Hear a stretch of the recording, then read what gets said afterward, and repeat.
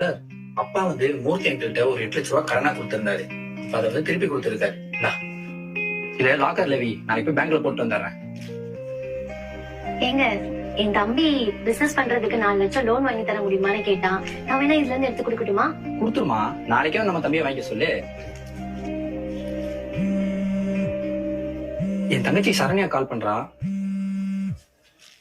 காசுன்னு சொன்னா போதும், உங்க தங்கச்சிக்கு எங்க இருந்தா மூக்கு வேர்க்கும்னு தெரியல. ஏய், ஒரு நிமிஷம் இரு. ஹலோ சரண்யா, சொல்லுமா. இப்பதான் டாக்டர் கிட்ட போயிட்டு வந்தோம்.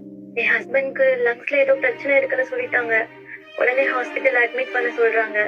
அதான் உன்கிட்ட காசு இருக்குமான்னு கேட்கதான்னு கால் பண்ணேன். இருந்த நகையெல்லாம் வச்சு இவ்வளவு நாள் ட்ரீட்மெண்ட் பண்ணியாச்சு.